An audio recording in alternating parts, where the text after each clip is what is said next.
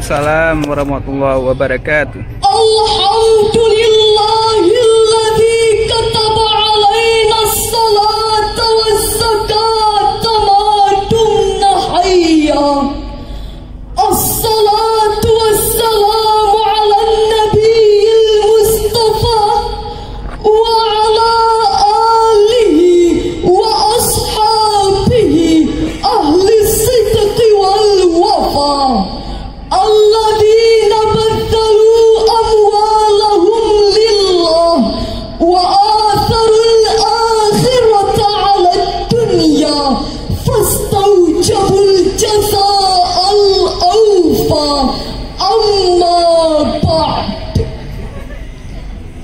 Dewan Hakim yang arif dan bijaksana, hadirin kaum muslimin sebangsa dan setanah air yang kami hormati.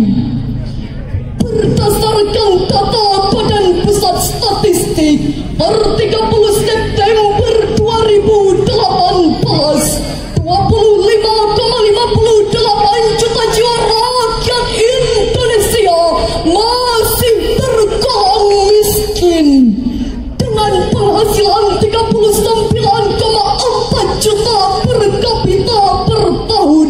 Berdasarkan data tersebut, Indonesia menduduki urutan ke-122 sebagai negara termiskin di dunia.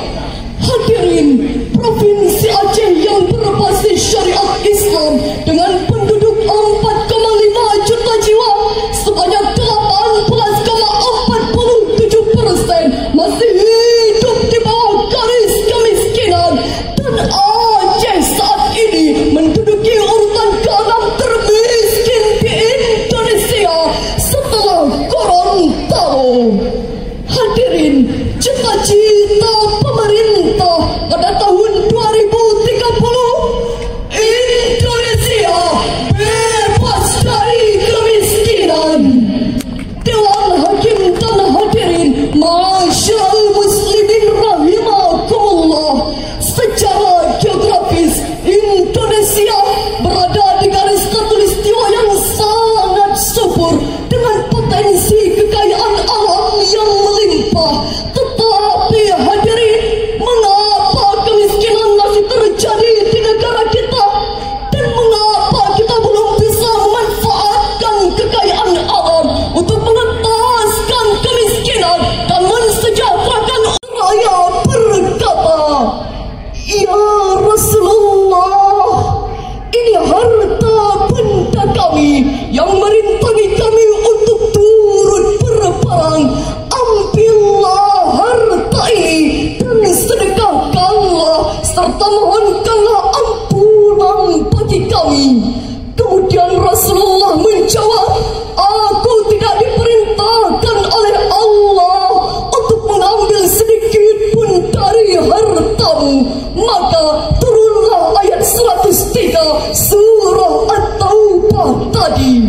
Hadirin, Imam Ali As-Sabuni dalam Safwatut Tafasir jilid ke-1 halaman 521, beliau menjelaskan bahwa perintah tegas pada kalimat khudz min amwalihim shadaqatan tutahhiruhum wa tuzakkihim biha merupakan perintah Allah kepada Rasulnya dan kepada para pemimpin sesudahnya, presiden, gubernur, bupati, wali kota, dan keji kampung, untuk memungut zakat dari kaum mukmin guna membersihkan jiwa mereka dari akhlak tercela, kikir, tamak, dan cinta harta, menumbuhkan dan menyuburkan dalam jiwa mereka sifat-sifat yang mulia, ikhlas, dermawan, kasih sayang dan cinta sesama.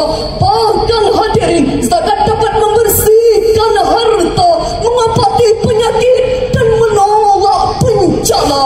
Sebagaimana Rasulullah sallallahu alaihi wasallam bersabda, hassinu amwalakum bis-sadaqah wa da'u mardakum bis-sadaqah wa a'iddu lil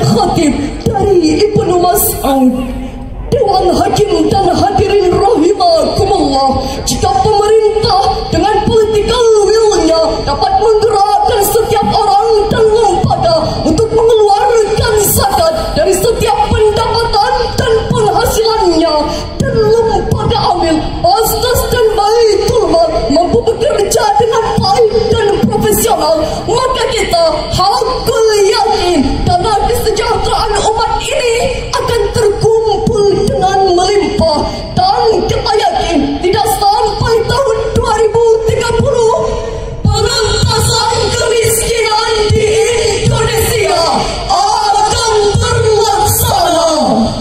Dewan Hakim dan hadirin rahimakumullah, setelah harta zakat terkumpul, lalu kemana dana kesejahteraan itu disalurkan? Firman Allah dalam surah At-Taubah ayat 60. Innamas sadaqatu lil fuqara'i wal masakin wal 'amilina 'alayha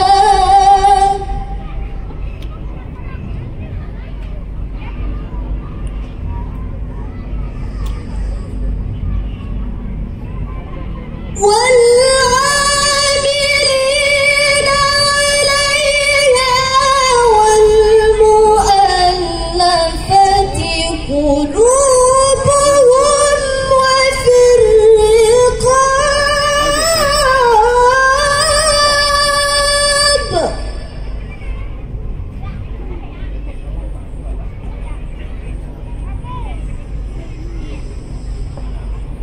وفي الرقاب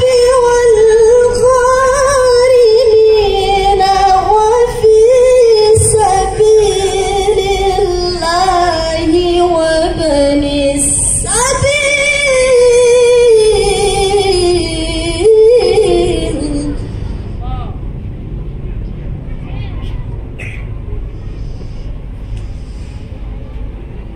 فريضة من الله والله عليم حكيم.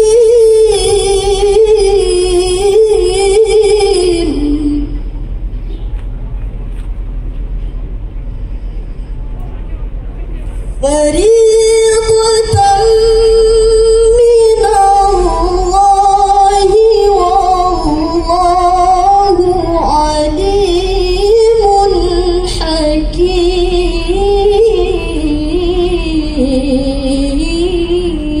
حكيم. صدق الله العظيم. Sesungguhnya zakat-zakat itu hanyalah untuk orang-orang fakir, orang-orang miskin, amil zakat, para mu'allaf yang dibujuk hatinya untuk memerdekakan budak, membebaskan orang yang berhutang untuk jalan Allah, dan orang yang sedang dalam perjalanan sebagai suatu kewajiban dari Allah. Allah Maha mengetahui lagi Maha bijaksana, Maha benar Allah yang Maha Agung atas segala firman-Nya.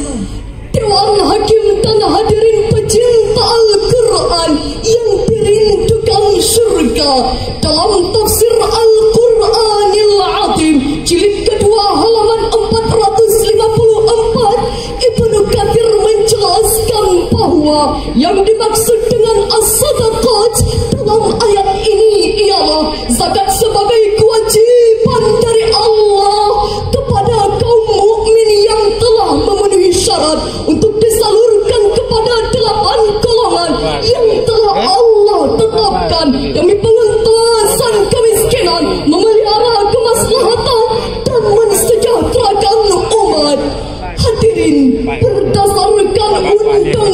Undang-Undang Nomor 23 Tahun 2011 secara nasional telah terbentuk Badan Amil Zakat Nasional atau Basnas dan pemerintah Aceh dengan Kanun Nomor 10 Tahun 2007 yang disempurnakan dengan Kanun Nomor 10 Tahun 2018 telah membentuk Baitul Mal mulai dari kampung, kabupaten, kota sampai ke provinsi Aceh untuk mengolah harta umat ini dengan baik dan profesional.